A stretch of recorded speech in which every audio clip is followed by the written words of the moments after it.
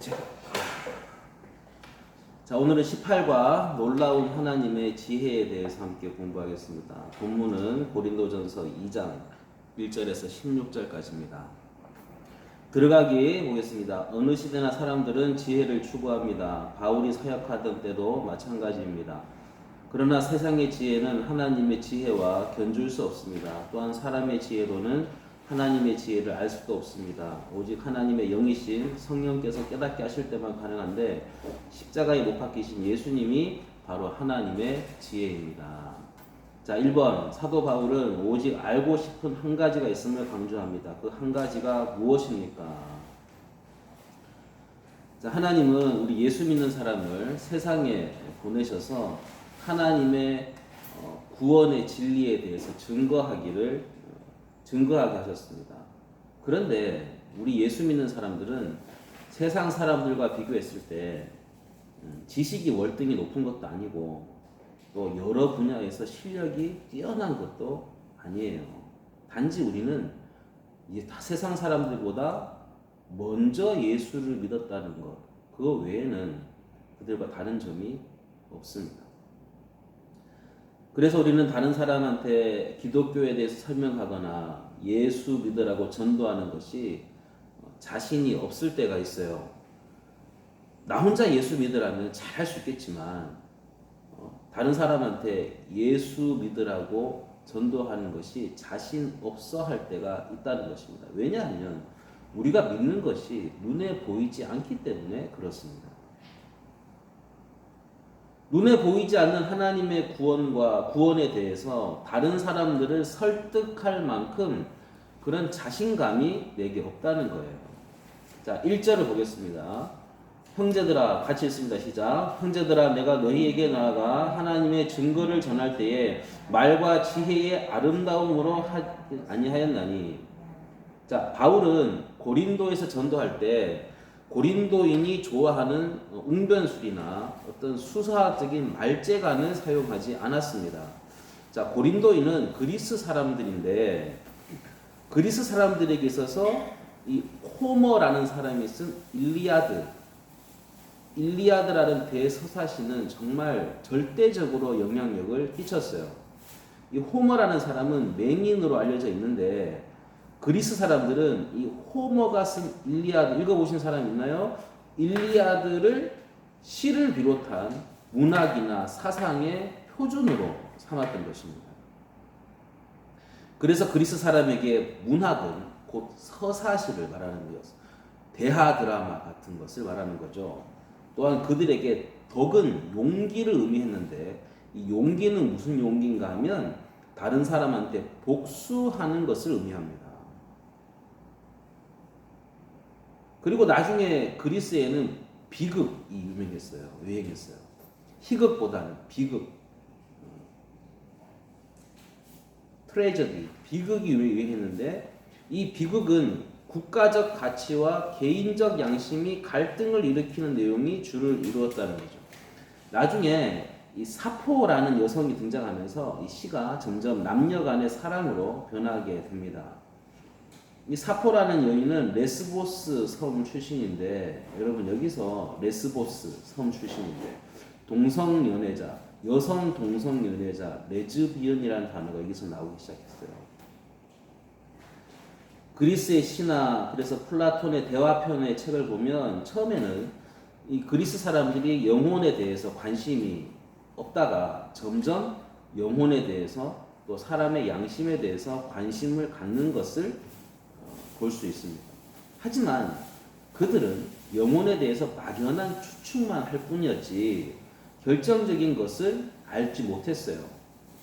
여기에 휘발유를 뿌리고 폭탄을 던진 사람이 바로 사도 바울이었습니다. 고린도에서 전도하려고 할 때 바울은 돈으로 전도할 수 있는 것도 아니었고요. 어떤 병자들을 고쳐서 기적을 통해서 전도할 수 있는 것도 아니었습니다. 그래서 바울이 고린도 사람들에게 매력적으로 보일 수 있는 방법은 그의 지식을 사용하는 것이었어요. 그런데 바울은 말과 지혜의 아름다운 것으로 전도하지 않았다고 합니다. 다시 말해서 바울은 그 당시 고린도인들이 좋아하는 서사시라든지 철학이라든지 수사학이라든지 이런 비극 이런 것을 많이 알고 있었지만 당시 소피스트들이 사용하는 웅변술이나 어떤 수사학적인 방법으로 전도하지 않았다는 거예요. 그 이유는 그렇게 한다고 해서 고린도인들이 눈에 보이지 않는 하나님을 믿는 것이 아니었기 때문입니다. 자, 2절과 3절을 다 같이 보겠습니다. 시작. 내가 너희 중에서 예수 그리스도와 그가 십자가에 못 박히신 것 외에는 아무것도 알지 아니하기로 작정하였습니다. 내가 너희 가운데 행할 때에 약하고 두려워하고 심히 떨었노라. 바울은 예수 그리스도가 하나님의 아들 되신, 즉 예수님이 하나님의 아들이시지만 인간의 몸을 입고 이 땅에 오셨다는 것, 하나님이 우리를 너무나 사랑하셔서 우리 죄를 대신해서 예수님을 십자가 위에서 죽게 했다는 것, 이것 외에는 아무것도 알지 않기로 작정했다는 것입니다. 즉 바울은 고린도 사람들에게 복음을 이해시키려고 하지 않았고 일방적으로 말씀을 선포했다는 거예요. 그래서 여러분과 함께 있을 때 약하고 두려워하고 떨었다는 겁니다. 여기서 약하다는 것은 자신감이 없었다는 거예요. 왜냐하면 바울은 고린도에서 단 한 명도 예수 믿게 할 자신이 없었기 때문입니다. 두려워했다는 것은 사람들의 반대를 무서워했다는 거고, 심히 떨었다는 것은 설교할 때 공포감에 사로잡혀서 말씀을 전할 때 자신도 모르게 몸을 떨었다. 그런데 바울은 고린도에서 사람들이 그의 가르침을 받아들이든지 받아들이지 않든지 관계없이 하나님께 다 맡기고 하나님께 맡기고 말씀만 전했다는 거예요. 말씀만 전했다. 그랬더니 강력한 하나님의 역사가 나타나서 믿는 사람들이 생겨나게 되었고 고린도 안에 큰 부흥이 일어나게 되었습니다. 여러분, 우리가 이렇게 예수 믿는 것도 서양 선교사들이 와서 복음을 전해줬기 때문에 그런 거잖아요. 옛날 서양 선교사들이 처음 복음을 들고 우리나라 조선 땅에 왔을 때 심정이 어땠을까요, 여러분? 바울 같은 심정 아니겠습니까? 오히려 바울보다 더 심한, 더 심각한 자신감이 없는 그런 상황이었을 거예요.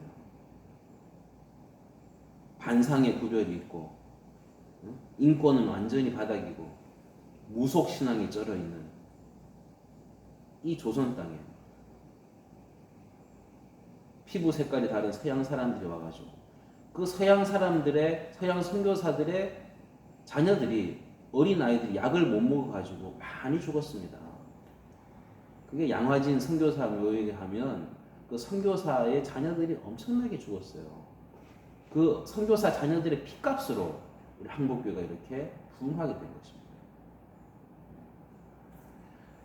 그래서 과연 조선 사람들이 언더우드가 쓴 그 뭐 편지도 있지 않습니까? 너무 희망이 없다고 이 땅에.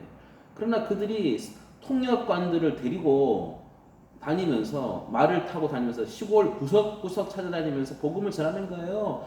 예수 믿으세요. 구원받습니다. 하면서 그렇게 복음을 전할 때 놀랍게도 한 번도 복음을 들어본 적이 없는 사람들이 그 선교사들이 전하는 복음을 듣고 통역을 통해 들은 복음을 듣고 예수 믿기 시작했고 그래서 교회가 생겨나기 시작했던 것입니다.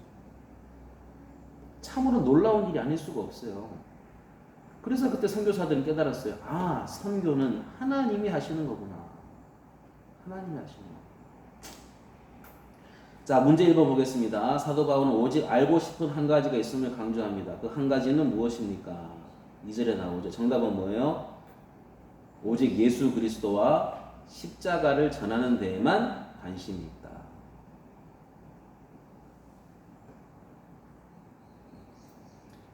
자, 2번 보겠습니다. 세상의 통치자들이 한 사람도 알지 못했던 지혜는 무엇일까요? 자, 8절에서 보면 세상 통치자들의 무지함을 볼 수 있어요. 8절을 다 같이 읽겠습니다. 시작. 이 지혜는 이 세대의 통치자들이 한 사람도 알지 못하였나니 만일 알았더라면 영광의 주를 십자가에 못 박지 아니하였으리라.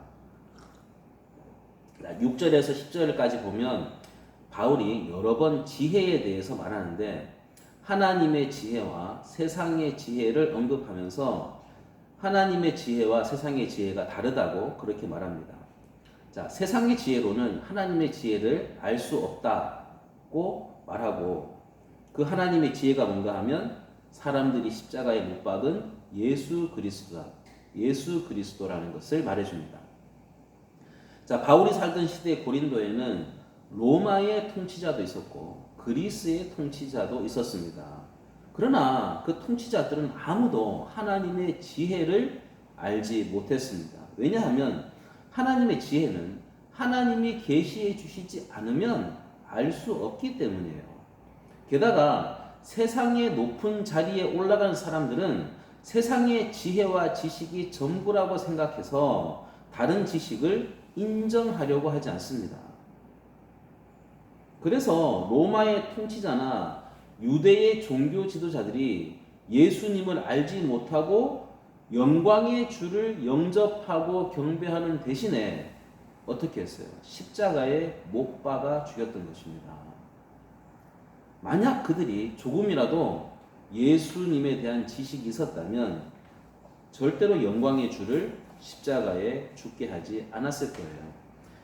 예수 그리스도는 하나님의 지혜입니다.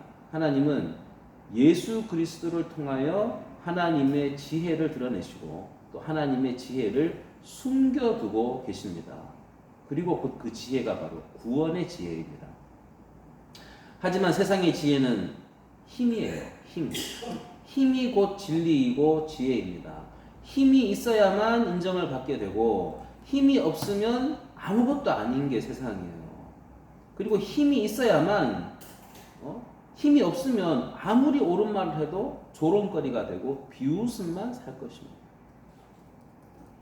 때로는 제가 믿지 않는 친척 분들에게 가서 안 믿는 분도 있을 수 있으니까 전도를 하죠. 예수 믿으십시오. 그래야 천국 갑니다. 그러면 그 친척 어르신이 부자예요. 당장 하는 거는 너나 잘하라고 그냥 그렇게 얘기해요. 너나 잘하라고. 자기가 돈 많다는 거예요. 너나 잘하라고. 그들이 볼 때 가소롭겠죠. 이거 뭘 돈도 없는 게 이렇게 와가지고 예수 믿으라고 하냐고. 예수 믿으면 돈이 나오냐, 밥이 나오냐. 늘 그렇게 얘기하잖아요. 그래서 아무리 옳은 말을 해도 힘이 없고 돈이 없으면 비웃음을 사고 조롱거리가 되지만 그래서 눈에 보이는 뭔가가 그들에게 있어야 된다는 겁니다. 눈에 보이는 거. 그래서 교회가 세속화되는 이유가 여기에 있는 거예요.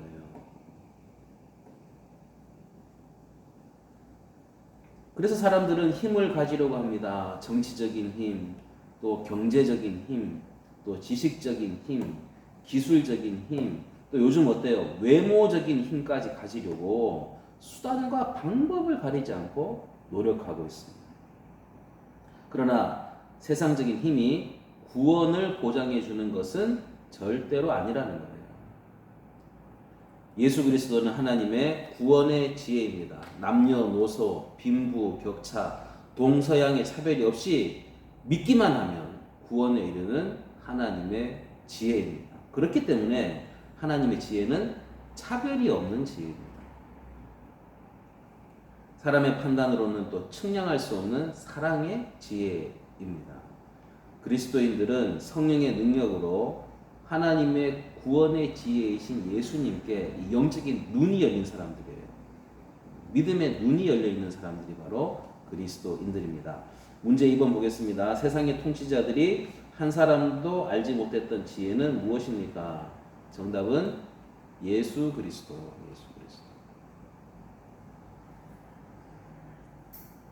자, 3번 보겠습니다. 예수 그리스도와 그의가 십자가에 못 박히신 것을 전하려 할 때에 사람의 지혜로 전하지 아니했습니다. 또한 영적인 일은 영적인 것으로 분별해야 합니다. 무엇이 이와 같이 행할 수 있게 합니까? 자, 요즘 현대인들은 인터넷을 통해 많은 정보를 얻기도 하고 또 거래를 하기도 하죠. 요즘 인터넷으로 다 폰뱅킹, 인터넷 뱅킹 하시잖아요.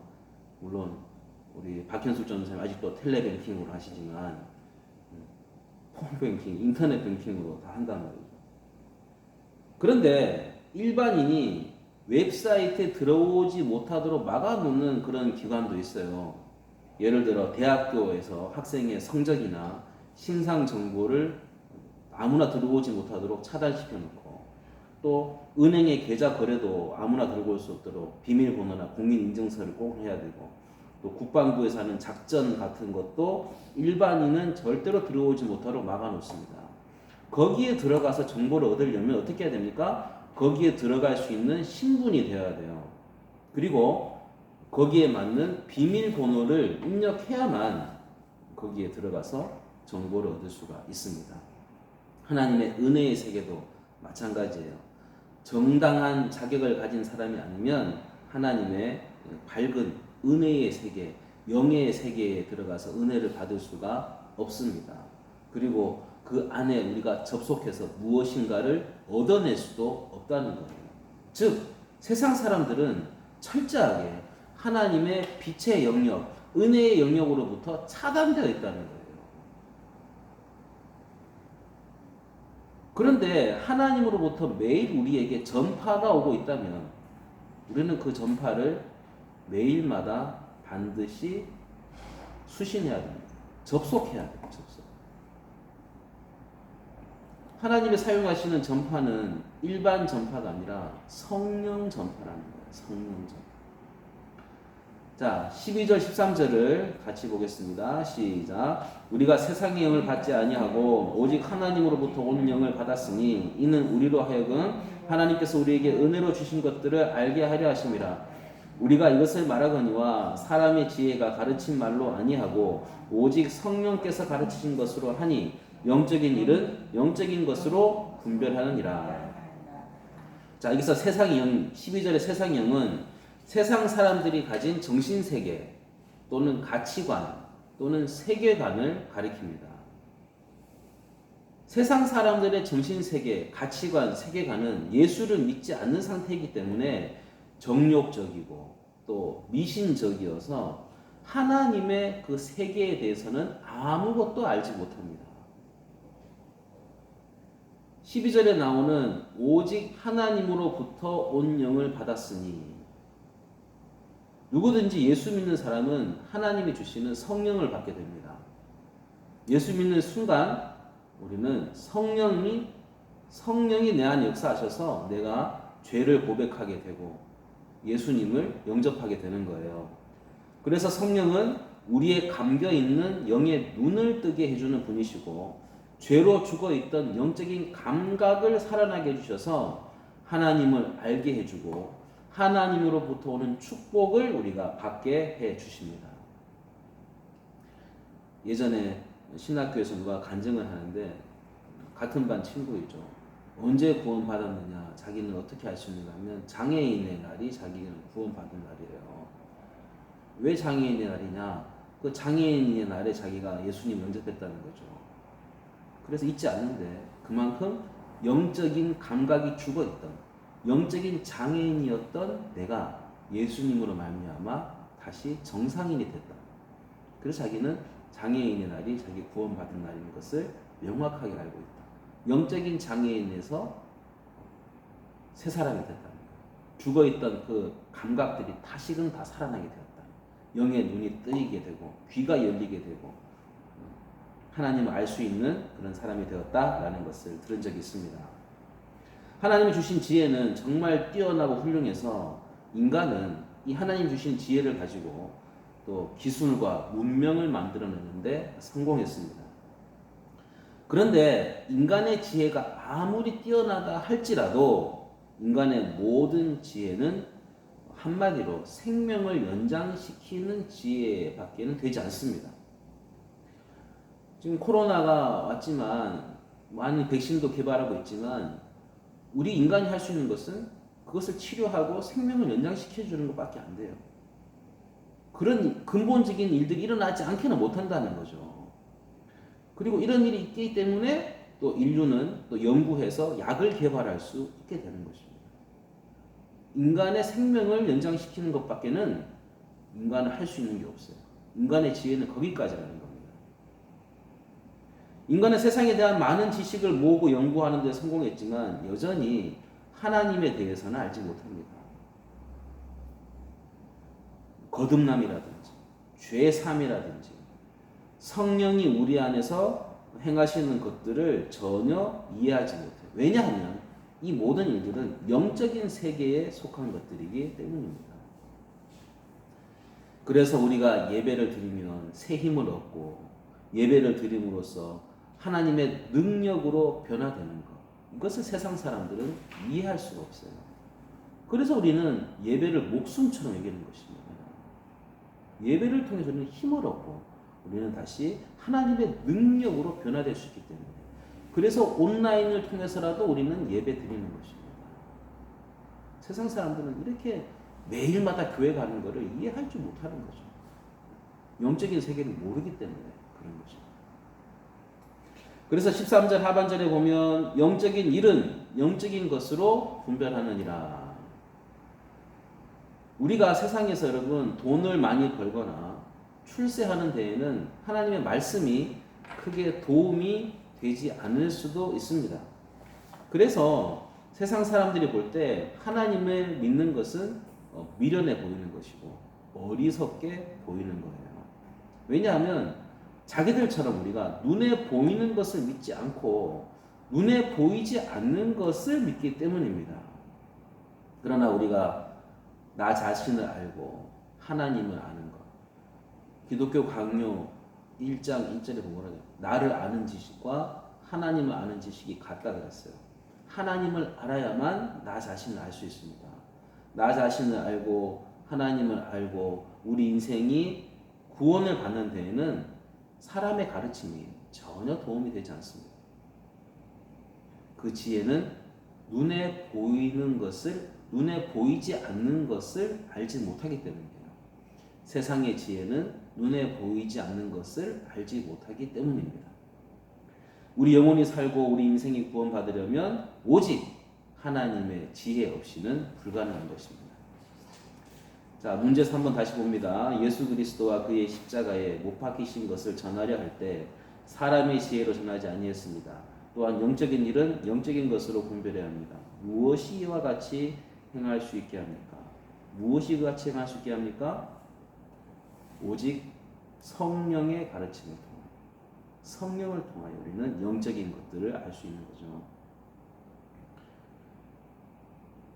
늘 성령 충만하시기를 간절히 축원합니다. 성령 충만해야 돼요. 우리 가장 중요한 거 성령 충만. 여러분의 가정의 가장 첫 번째 기도 제목도 이 가정에 성령이 지배하시는 가정이 돼야 돼요. 하나님의 영광의 그 쉐키나의 구름이 언제나 임하시는, 성령이 지배하시는, 주장하시는 그런 가정이 돼야 돼요. 자, 4번입니다. 하나님의 성령의 일을 받지 않고 십자가의 사건도 어리석게 보며 그 신비를 알 수도 없는 사람을 어떤 사람이라고 말합니까? 14절 말씀 같이 읽습니다. 시작.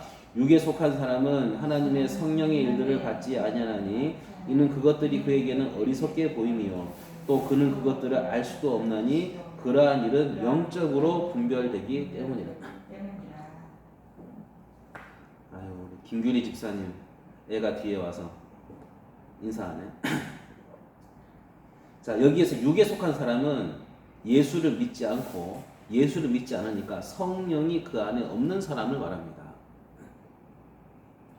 이들은 하나님을 모르기 때문에 이 세상에서 오로지 잘 먹고 잘 살고 출세하는 것밖에는 모르는 사람이에요. 특히 마음에 성령이 들어오지 않는 사람은 생각이 경직되어 있습니다.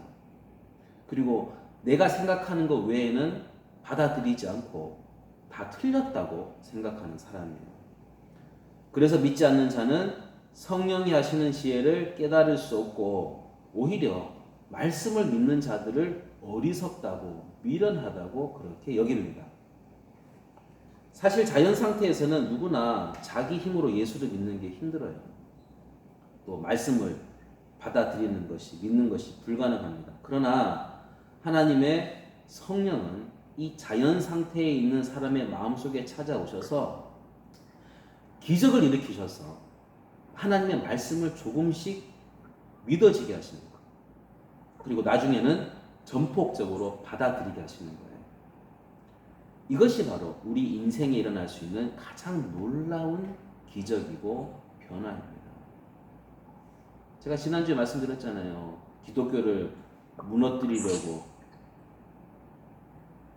그렇게 모든 법안에 만들던 이정훈이라는 그 사람이 기독교에서 알아야만 공격하니까 매일마다 CTS에서 목사님 나오는 말씀을 듣다가 이것이 잘못됐고 이것이 잘못됐고 이거 반박해 논문을 쓰려고 하다가 그 말씀을 듣다가 조금씩 듣다가 결국은 변화됐다는 거예요. 그죠? 그래서 울산대학교 교수로 있으면서 지금 반기독교 세력에 대항해서 기독교를 수호하는 일에 앞장서는 현대판 사도 바울 같은 사람이 된 것입니다. 성령이 역사하시면 기적이 일어나는 거예요. 말씀이 믿어지기 시작하고 나중에는 전폭적으로 받아들이게 된다는 것입니다. 요즘 유행하는 말, 응소거 좀 시켜주세요. 요즘 유행하는 말 가운데 금수저, 흑수저라는 말이 있죠. 금수저, 흑수저. 무슨 말이에요? 얼마만큼 내가 부모님한테 돈을 많이 물려받았느냐. 그걸로 인생의 성공이, 성패가 결정된다. 인생이 얼마나 못났으면 숟가락 가지고 인생을 왈가왈부 한다는 것입니다. 아직도 내가 남들만큼 이렇게 여유롭게 살지 못해서 늘 한탄하고 계시는 분이 계십니까? 이 모든 것이 나한테 흙수저를 물려준 부모 때문이라고 그렇게 한탄하고 계시는 분이 계십니까? 제가 수요 예배 때 말씀드렸죠. 미워도 다시 한번 예수 그리스도의 십자가의 보혈을 의지해서 일어나시길 바랍니다. 왜 금수저를 물고 태어나야만 행복하다는 것일까요? 이것은 은혜의 세계를 모르기 때문이에요. 영적인 세계를 모르기 때문에 그런 말을 하는 것입니다. 세상 권력이나 돈은 하나님의 능력이나 축복에 비하면 그야말로 장난감에 비교 정도밖에 되지 않는 거예요. 그만큼 하찮은 거라는 것입니다. 예를 들어 어떤 아이가 덩치가 큰 어떤 레슬링 선수 앞에서 힘 자랑을 하고 있다면 그 레슬링 선수가 볼 때는 그 아이가 매우 가소로울 거예요. 또 10만 원 들고 있는 사람이 수백억 가지고 있는 사람 앞에 자랑을 한다면, 돈 자랑을 한다면 정말 가소로운 일이라는 것이죠. 그래서 세상의 지혜와 하나님의 지혜 중에 어느 것이 더 위에 있는가 하면 하나님의 지혜가 더 위에 있는 것이라고 말씀하는 것입니다. 자, 문제 4번 보겠습니다. 하나님의 성령을 받지 않고 십자가의 사건도 어리석게 보며 그 신비를 알 수도 없는 사람은 어떤 사람이라고 말합니까? 14절에서 뭐라고 말하는 거예요? 어떤 사람이요? 육에 속한 사람이고 또 세상에 속한 사람이고 또 성령에 속하지 않는 사람입니다. 자, 육에 속한 사람은 영적인 일을 깨닫지 못하죠. 왜냐하면 그들에게는 영적인 일을 볼 수 있는, 영적인 세계를 볼 수 있는 영안이 열려 있지 않기 때문에 그렇습니다. 그러나 신령한 사람은 모든 종류의 영적인 일을 분별하며 판단을 내릴 줄 압니다. 왜냐하면 하나님께서 그에게 영안을 주셨기 때문이에요. 15절 다 같이 읽겠습니다. 시작. 신령한 자는 모든 것을 판단하나 자기는 아무에게도 판단을 받지 아니하느니라. 자, 지식이 높은 단계에 있는 사람은 지식이 낮은 단계의 지식을 이해할 수 있지만 낮은 단계에 있는 사람은 자기보다 고차원적인 세계의 지식을 이해할 수가 없어요. 예를 들어 대학원생은 고등학생을 가르칠 수 있지만 고등학생은 대학원생 수업을 같이 들어도 이해할 수가 없다는 거죠. 그리고 판단할 수도 없다는 것입니다. 마찬가지로 하나님의 지혜는 이 세상의 모든 학문이나 정치나 예술을 판단할 수 있지만 세상적인 지식을 가지고는 하나님의 지혜를 다 알 수도 없고 판단할 수도 없는 것입니다. 그래서 성경은 신령한 자는 모든 것을 판단하지만 아무에게도 판단을 받지 않는다고 말씀하시는 거예요. 하지만 여러분, 아무리 우리가 신령한 자가 되었다 할지라도 하나님 앞에서 겸손을 잃어버리게 되면 우리의 영안은 뭐가 씌워져요? 육신의 안목, 육신의 정욕이라는 덫창이 씌워져서 영적인 일들을 올바르게 분별할 수 없게 됩니다. 그러므로 성도들은 신앙의 연수가 깊어갈수록 자신이 선줄로 생각하지 마시고 삼가 넘어질까 늘 조심하면서 늘 깨어서 기도하는 그런 성도들이 되어야 할 것입니다. 그리스도인은 하나님의 영을 받은 자들입니다. 하나님의 영으로 하나님의 사람들이 된 사람들입니다.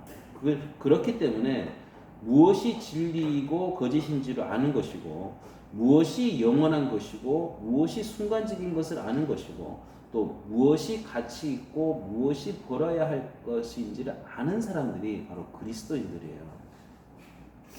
학력이든 나의 어떤 경력이든 세상적인 힘에 따른 자기 자랑을 다 버리고 또 말씀 안에서 하나님의 지혜로 또 하나님의 마음으로 바울처럼 사명을 감당하기 위해 애쓰고 그렇게 다른 영혼들을 사랑하며 섬기며 살아가시는 복되고 귀한 성도님들이 다 되시기를 간절히 축원합니다.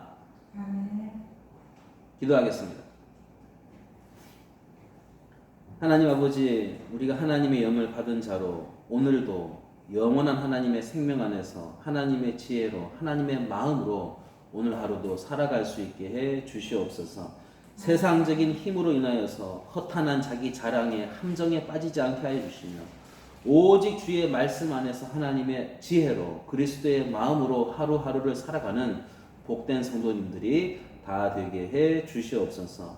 하나님, 우리 교회가 하나님께서 영광 받으시는 귀한 교회가 되기를 간절히 원합니다. 복음을 전하는 목사나 또는 설교자를 좇지 않게 하시며 복음 자체를 사랑하고 귀하게 여기게 하시고 그 복음이 하나님의 능력이요 하나님의 사랑인 것을 늘 잊지 않게 해 주시옵소서.